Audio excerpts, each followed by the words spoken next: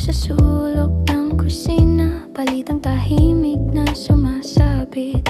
May vice na marahan, parang traffic sa EDSA. Mga kwento ng bansa habang sumisikat ang araw sa bintana. Ito ang umaga, kape at balita, mga pangyayaring dumaan sa tahimik na himig ng bansa. Sa bulwagan ng gobyerno, may mga pulong at pahayag, mga usaping panlabas at mga kasunduang hinaharap.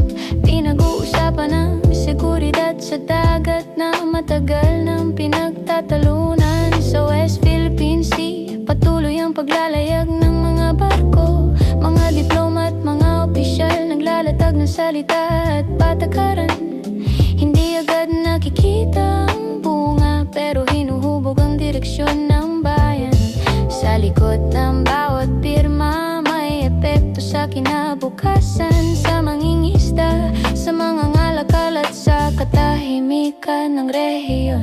Humigop ng kape, makinig sandali. Sa pagitan ng mga headline, may kwento ng ordinaryong buhay. Hindi lahat ay sigaw, hindi lahat ay drama. Minsan ang balita ay parang jazz lang sa umaga.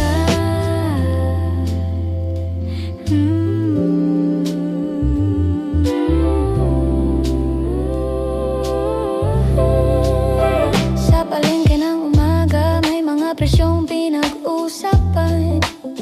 Kulay bigas at isda, dahan-dahang gumagalaw ang halaga. Sabi ng mga ekonomista, patuloy ang pagtingin sa inflasyon, kung paano maaapektuhan ang bono ng estudyante at sahod ng manggagawa. Ang mga negosyo umaasang tuloy ang pagbangon pagkatapos ng mga taon ng pandemya at pagbabago sa merkado. Sa bawat resibo, may maliit na kwento ng ekonomiyang gumagalaw. Sa bawat tindahan ng kanto, sa mga simbahan tuwing umaga, may misa at katahimikan. Mga taong nagdarasal para sa pamilya at bayan ng pananampalataya. Hindi laging nasa balita, pero sa komunidad ito ang tahimik na pundasyon. May mga paalala tungkol sa kabutihan, sa pagtulong sa kapwa sa gitna ng mabilis na mundo. May sandaling paghinto at paghinga sa ilalim ng kampana.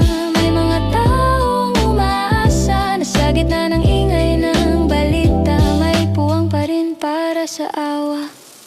Kape sa tasa, araw ay tumataas, balita ay dumadaan, parang ulap sa umaga. Sa larangan ng palakasan, patuloy ang paghahanda ng mga atleta. Mga Pilipinong nangangarap sa regional at internasyonal na laban. Mula boxing hanggang basketball, mula track hanggang esports, ang bawat ensayo ay bahagi ng mahabang kwento. Kapag may panalo, buong bansa ang sumisigaw, pero sa likod ng medalya ay taon ng pagod at disiplina.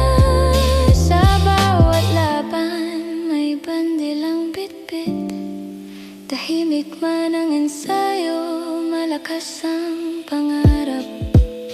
Sa mundo ng kamera at ilaw, may bagong pelikula at proyekto. Mga artista sa tapping at mga musikong naglalabas ng kanta.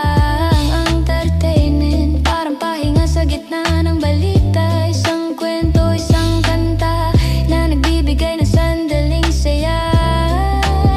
Sa social media, may mga trailer at anunsyo, habang fans ay nag-aabang sa susunod na palabas. Kahit sa gitna ng seryosong araw, may espasyo para sa kwento na nagpapatawa, nagpapayak at minsan nagpapaisip.